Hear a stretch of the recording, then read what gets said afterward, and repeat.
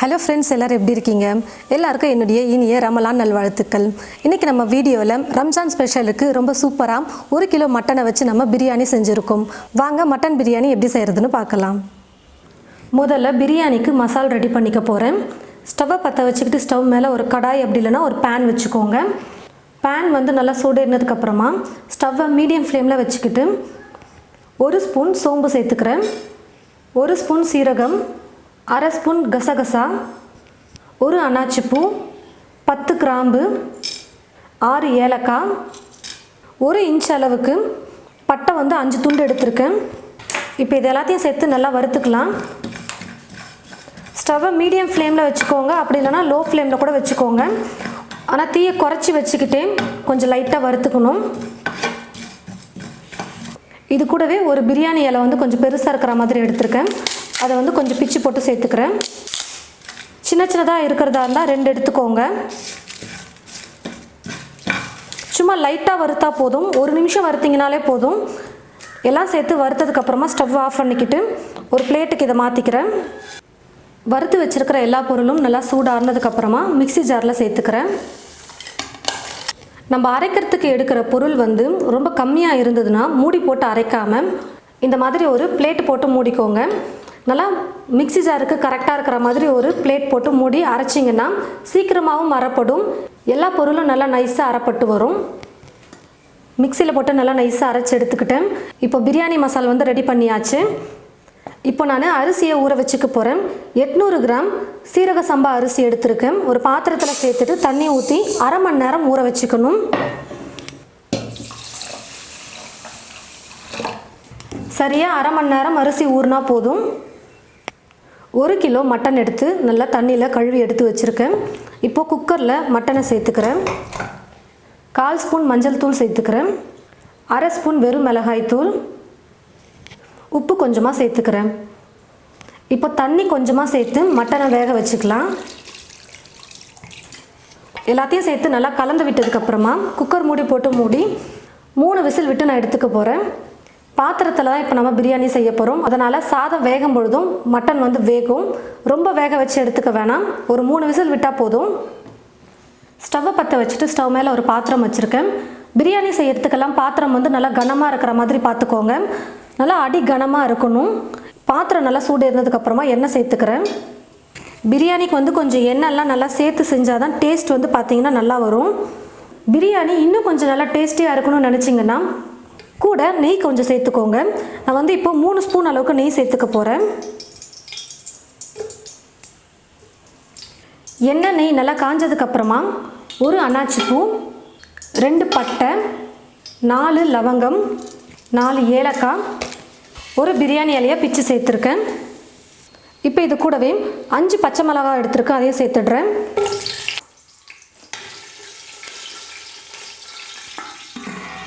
பச்சை மிளகாய் சேர்த்ததுக்கப்புறமா ஒரு மேலே மூடி போட்டு மூடிக்கோங்க. பச்சை மிளகாய் வந்து எண்ணெயில் போட்டதுமே வெடிக்க ஆரம்பிக்கும். 1 நிமிஷம் அப்படியே மூடி போட்டு விட்டுருங்க. பச்சை மிளகாவை எண்ணெயில் கொஞ்சம் வதக்குனதுக்கப்புறமா வெங்காயம் சேர்த்துக்க போகிறேன். மீடியம் சைஸில் இருக்கிற வெங்காயம் 4 வெங்காயம் எடுத்து நல்லா மெல்லிசாக நீளமாக கட் பண்ணி வச்சுருக்கேன். வெயிட் வந்து பார்த்தீங்கன்னா கொஞ்சம் 250 கிராம்லேருந்து 300 கிராம் இருக்கும். அந்த அளவுக்கு வெயிட் போட்டு கூட நீங்கள் வெங்காயத்தை எடுத்துக்கலாம். இப்போ நான் வெங்காயத்தை சேர்த்துக்கிறேன். வெங்காயம் எந்த அளவுக்கு நல்லா வதங்குதோ பிரியாணி அந்த அளவுக்கு நல்லா டேஸ்ட் கொடுக்கும். வெங்காயம் நல்லா ப்ரௌன் கலரில் வர வரைக்கும் நல்லா வதக்கிக்க போகிறேன்.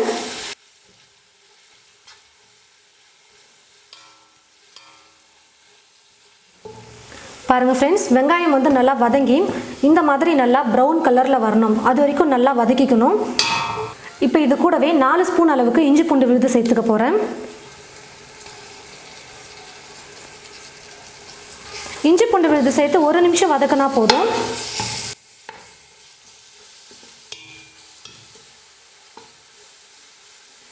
இஞ்சி பூண்டு விழுது சேர்த்து 1 நிமிஷம் நல்லா வதக்கிட்டேன். இப்போ இது கூடவே தக்காளி சேர்த்துக்க போகிறேன்.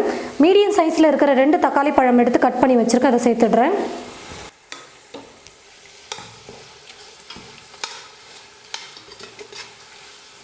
பாருங்கள் ஃப்ரெண்ட்ஸ், தக்காளி வந்து நல்லா வெந்து இந்த மாதிரி மசிஞ்சு வர வரைக்கும் நல்லா வதக்கணும்.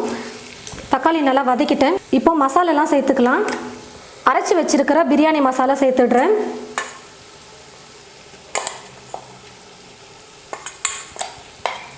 ஏற்கனவே மஞ்சள் தூள் வந்து மட்டன் வேக வைக்கும்போது சேர்த்துருந்தேன். இப்போ கொஞ்சம் 1/4 ஸ்பூன் அளவுக்கு சேர்த்துக்கிறேன்.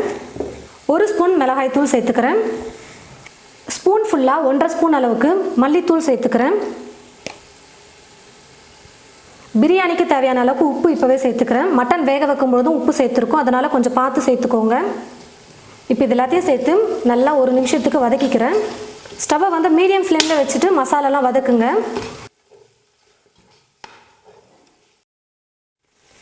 மசாலாலாம் சேர்த்து 1 நிமிஷம் நல்லா வதக்குனதுக்கப்புறமா வேக வச்சுருக்கிற மட்டனை வந்து இப்போ நான் சேர்த்துக்கிறேன். தண்ணி இல்லாமல் மட்டனை மட்டும் நான் எடுத்து வச்சுருக்கேன். இப்போ அதை சேர்த்துடுறேன்.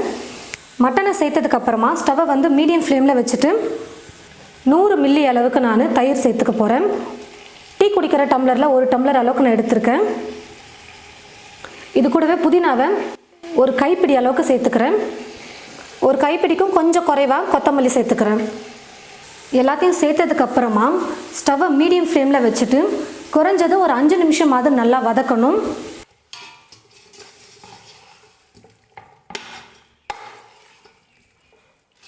பாருங்கள் ஃப்ரெண்ட்ஸ், 5 நிமிஷம் நான் வந்து நல்லா வதக்கிக்கிட்டேன். 1 கிலோ மட்டனுக்கு 800 கிராம் சீரக சம்பா அரிசி நான் எடுத்திருக்கேன். இந்த கிண்ணத்தில் வந்து 1 கிண்ணம் ஃபுல்லாக வந்தது.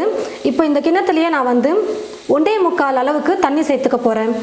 1 கப் அரிசிக்கு 2 கப் தண்ணி சேர்ப்போம் எப்போவுமே. இப்போ வந்து நான் வந்து கொஞ்சம் 1/4 கப் கம்மியாக 1.25 அளவுக்கு தண்ணி சேர்த்துக்க போகிறேன். முதல்ல மட்டனை வேக வச்ச தண்ணி இருக்குது பார்த்தீங்களா, அந்த தண்ணியை சேர்த்துக்கிட்டு அதுக்கப்புறம் இது கூட எக்ஸ்ட்ரா சேர்த்துக்கலாம்.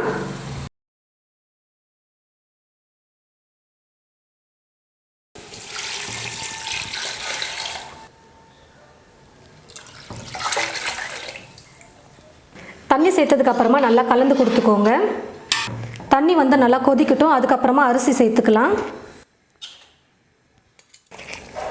பாருங்கள் ஃப்ரெண்ட்ஸ், தண்ணி வந்து நல்லா இந்த மாதிரி கொதிக்க ஆரம்பிச்சிருச்சு. இப்போது அரை எலுமிச்சம்பழம் எடுத்து நான் சாறு பிழிஞ்சு எடுத்து வச்சுருக்கேன். இந்த எலுமிச்சம்பழ சாறை சேர்த்து லைட்டாக கலந்து விட்டுட்டு அரிசி சேர்த்துக்க போகிறேன். அரிசியோட அளவு பார்த்திங்கன்னா 800 கிராம் எடுத்திருந்தேன். நான் அரை மணி நேரம் தண்ணியில் ஊற வச்சுட்டு தண்ணி இல்லாமல் நல்லா வடித்து எடுத்து வச்சுருக்கேன். இப்போ அரிசியை சேர்த்துக்கிறேன்.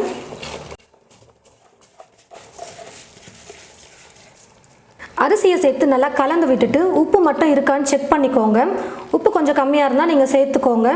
அதுக்கப்புறம் உப்பெல்லாம் சேர்க்க முடியாது, அதனால் இப்போவே அரிசி நல்லா கலந்து விட்டதுக்கப்புறமா உப்பு செக் பண்ணிவிட்டு சேர்த்துக்கோங்க. அரிசி சேர்த்து நல்லா கலந்ததுக்கப்புறமா ஸ்டவ்வை ஃபுல்லாக வச்சுட்டு ஒரு 5 நிமிஷத்துக்கு குக் பண்ணிக்கலாம். பாருங்கள் ஃப்ரெண்ட்ஸ், எவ்வளோ தண்ணி இருந்தது. இப்போது ஸ்டவ்வை ஃபுல்லாக வச்சுட்டு குக் பண்ணதில் பாதி அளவுக்கு தண்ணி வந்து நல்லா ட்ரை ஆகிடுச்சு. கொஞ்சம் இந்த அளவுக்கு வந்ததுக்கப்புறமா ஸ்டவ்வை வந்து மீடியம் ஃப்ளேமில் வச்சுக்கோங்க. ஸ்டவ்வை மீடியம் ஃப்ளேமில் வச்சுட்டு மேலே ஒரு மூடி போட்டு மூடிடுங்க. இருக்கிற எக்ஸ்ட்ரா தண்ணியும் நல்லா ட்ரை ஆகணும். அப்பப்போ மூடி எடுத்துகிட்டு கொஞ்சம் கலந்து கொடுங்க, இல்லைன்னா அடி பிடிச்சிடும். ஸ்டவ்வை மீடியம் ஃப்ளேமில் வச்சுட்டு அப்பப்போ வந்து கலந்து கொடுங்க, இல்லைன்னா அடி பிடிச்சிரும். ரொம்ப கலக்கக்கூடாது, அரிசி வந்து உடஞ்சிரும். சும்மா மேலோட்டமாக லைட்டாக அப்படியே கலந்து கொடுங்க. பாருங்கள், நான் வந்து 2 முறை கலந்து கொடுத்துட்டு இப்போ 3ஆவது முறை நான் வந்து ஓப்பன் பண்ண மூடிய தண்ணி வந்து பாருங்கள் ஃபுல்லாக ட்ரை ஆகிடுச்சு. இப்போது தம் போடணும். நம்ம தம்லேயே வந்து இப்போ நம்ம அரிசியை வந்து வேக வைக்கணும்.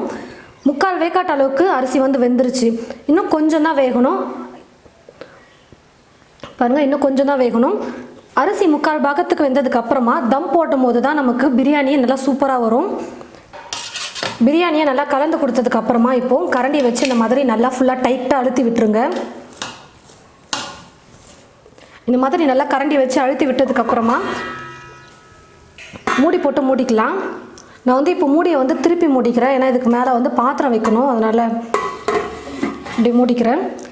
நீங்கள் எடுக்கிற பாத்திரத்துக்கு கரெக்டாக மூடி வந்து கேப் இல்லாத மாதிரி எடுத்துக்கோங்க. இப்போ ஸ்டவ் மேலே தோசைக்கல் வந்து வச்சுட்டு நான் தம் போட போகிறேன்.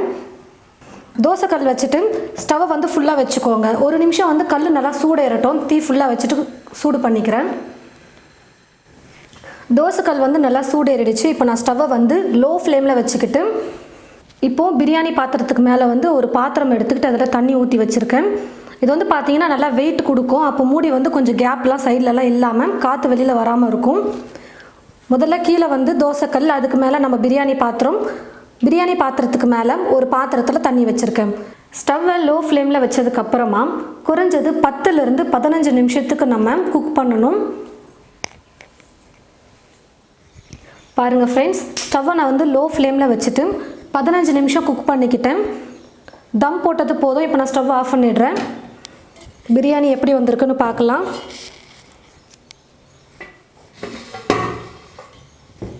நல்லா சூப்பராக வெந்து பாருங்கள், எவ்வளோ நல்லா சூப்பராக வந்திருக்கு. தண்ணியெல்லாம் கொஞ்சம் கூட இல்லாமல் நல்லா ட்ரை ஆகிட்டு வெந்து வந்துருச்சு பிரியாணி. நல்லா உதிரி உதிரியாக நல்லா பல்லன்னு பிரியாணி எவ்வளோ சூப்பராக வந்திருக்கு பாருங்கள். பாருங்கள் ஃப்ரெண்ட்ஸ், சரியான அளவுகளோட நல்லா காரசாரமாக மட்டன் பிரியாணி ரொம்ப சிம்பிளான மெத்தடில் வீட்லேயே பிரியாணிக்கு மசாலாலாம் நம்ம ஃப்ரெஷ்ஷாக ரெடி பண்ணி சூப்பராக செஞ்சுருக்கோம். இது போல் நீங்களும் உங்களுடைய வீட்டில் மட்டன் பிரியாணி ட்ரை பண்ணி பார்த்துட்டு எப்படி இருக்குன்னு மறக்காமல் கமெண்ட் பாக்ஸில் கமெண்ட் பண்ணுங்கள். இந்த வீடியோவை மற்றவங்களுக்கும் ஷேர் பண்ணுங்கள். இது போல் நிறைய ரெசிபீஸ் பார்க்க என் சமையல் என் சுவை சேனலை மறக்காமல் சப்ஸ்கிரைப் பண்ணிக்கோங்க. கூடவே பக்கத்தில் இருக்கிற பெல் ஐக்கானை கிளிக் பண்ண மறந்துடாதீங்க. தேங்க்யூ.